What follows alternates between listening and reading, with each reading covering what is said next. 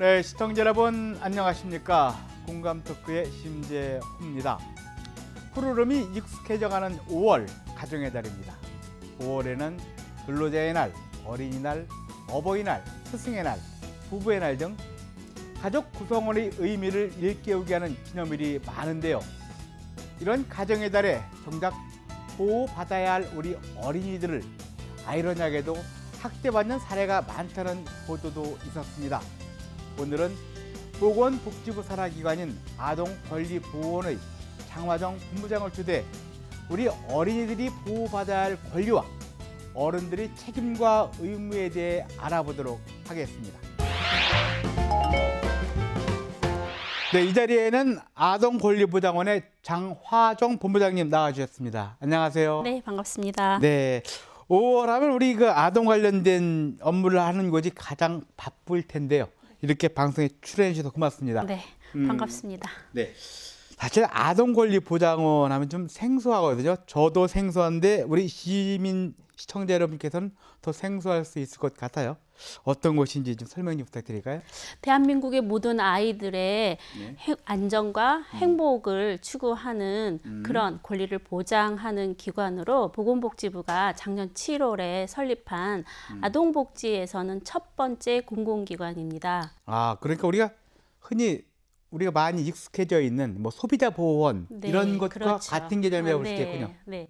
그래서 이 아동권리보장원에는 아동학대 예방 사업뿐만 아니라 네. 가정위탁, 지역아동센터, 그리고 입양, 드림스타트, 디딤씨앗, 실종아동, 그리고 자립지원 아동들을 이렇게 8개의 아동복지 분야의 사업들이 통합해서 아동의 최선의 이익이 무엇인지를 보고 또 이렇게 정책을 수립하고 그런 정책들을 수립하는 것을 지원하는 그런 수행하는 기관입니다. 정책을 세우고 지원하고 우리 대한민국 아동과 관련된 모든 아동에 대한 복지에 대해서는 우리 아동권리보장원이 한다. 네, 특히, 그렇게 보시면 네네. 되겠습니다. 특별히 더 이제 경기도 같은 경우는 14개의 아동보호 전문 기관이 있고요. 그리고 789개 지역아동센터 그리고 가정위탁 기관들이 이제 여기서 같이 업무를 하고 있는데 각각 아동권리보장원의 부서에서 같이 담당을 하고 있고 특별히 지역 아동보호 전문기관 이 14개는 이 아동권리보장원의 학대 예방 본부와 밀접하게 사업을 진행하고 있습니다. 그렇군요. 네. 그렇다면 지금 그 아동권리보장원의 뭐 경기도 본부라든지 뭐 이런 건 없나요? 네, 아직은 아직 없습니다. 없고. 네. 아직 이게 지난해 7월에 네, 설립되다 보니까 네. 앞으로는 그런 조직들이 하나 둘 더 만들어지겠군요. 그럴 계획들을 지금 준비하고는 있습니다. 네. 오늘 제가 우리 본부장님을 모신 거는 정말 이 가끔이 아니고 이 아동과 관련된 그 아동 학대에 대한 보도를 접하는 기회가 좀 많아졌더라고요. 아동학대 어떤 것을 말하는지요? 사실 아동학대 개념은 상당히 좀 어렵게 우리 국민 여러분들께 생각하시고 부모님들도 되게 궁금해하시는 경향들이 그러게요. 있습니다. 네. 이제 학대 유형으로는 4가지로 나눌 수 있습니다. 먼저 신체 학대, 네. 그리고 정서 학대, 성학대, 방임으로 나누어지는데 흔히 알고 계시는 학대의 기본 상황은 신체 학대입니다. 때리는 거. 그러니까 때리는 것이 이제 도구를 사용했느냐, 아니면 손을 사용했느냐, 아니면 어떤 다른 물건들을 사용했느냐, 이제 이렇게 해서 신체 학대의 좀 수준들도 다양한 범주로 나눌 수 있는 거고요. 이제 정서 학대는 사실 언어 폭력이라고 생각하시면 되는데 흔히 비난하고 비교하고 무시하는 이런 언어적 폭력이 이 정서 학대에 해당합니다. 왜 너는 네 언니만도 못해? 네, 그렇게 이런 비교하는 얘기? 거. 네, 무시하고 뭐 2층 집에 누구는 어쨌다더라. 너는 왜 근데 점수가 이런 모양이냐라고 이 얘기하는 비난하고 비교하는 거. 네.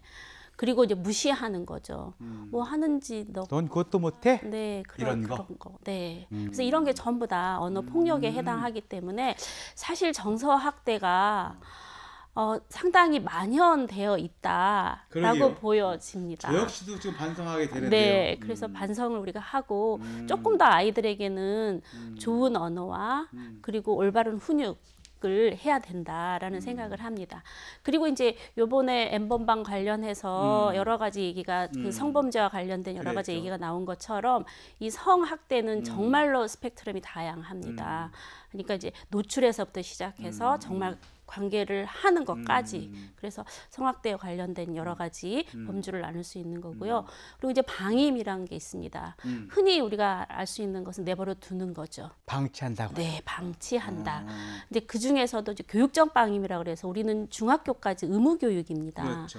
근데 이제 아이들을 학교에 보내지 않는 거, 네, 그리고 이제 아픈데 병원에 빨리 가서 의료적 처치를 하지 않는 거, 네, 그걸 의료적 방임이라고 그러죠.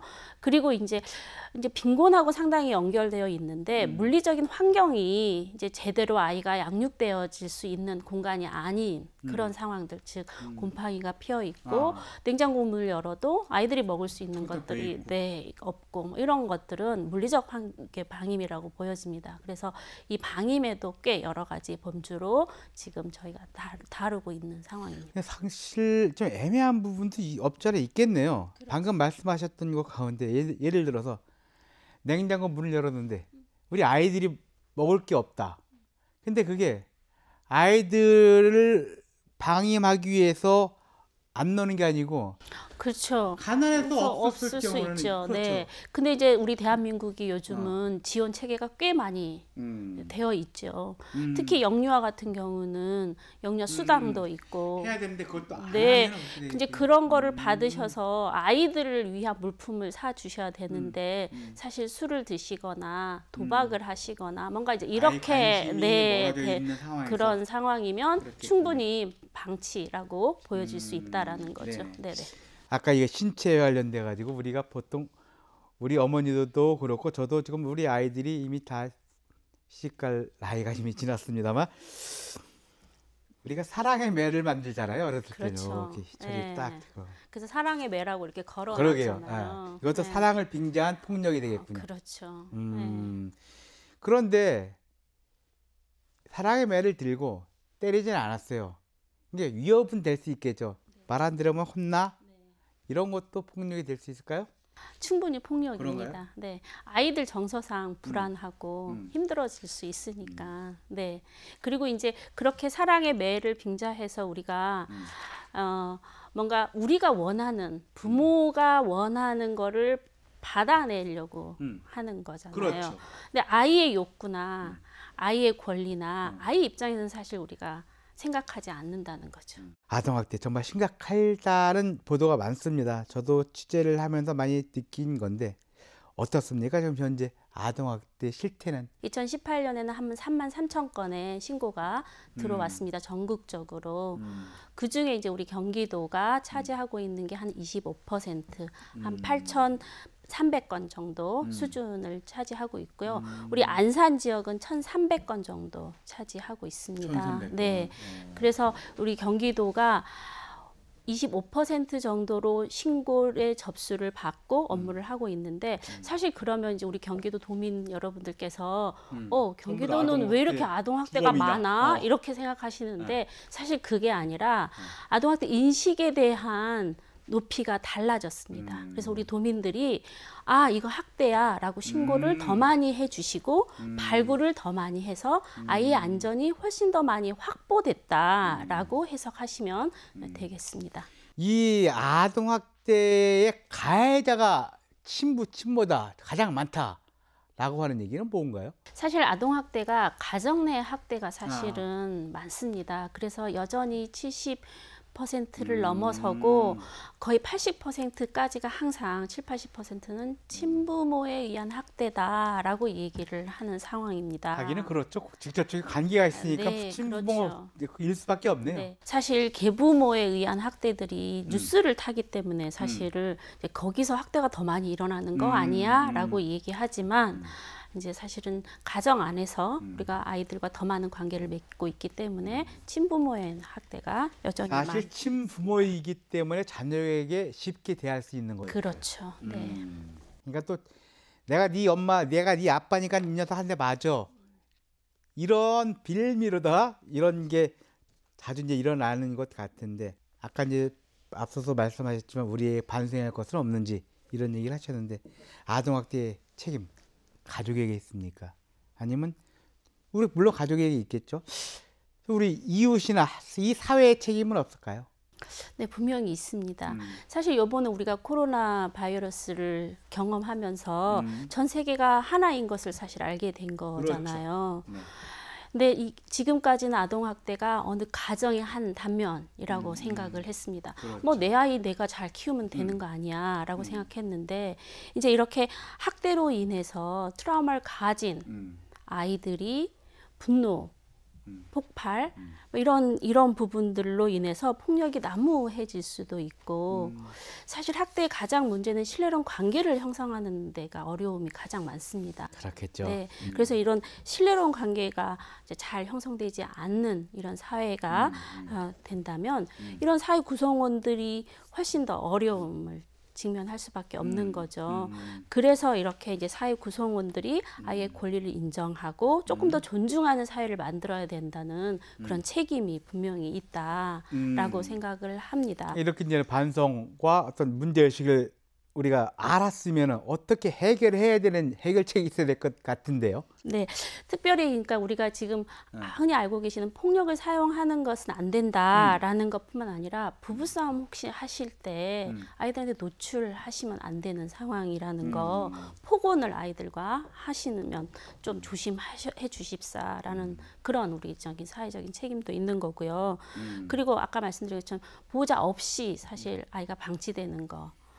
그래서 최근에도 한 아이가 베란다에서 떨어져서 사망한 사건들도 있었습니다. 그러니까 이제 부모님은 잠시 나갔다 온다라고 생각하시지만 아이가 혼자 집에 있는 거는 사실 중요한 문제이거든요.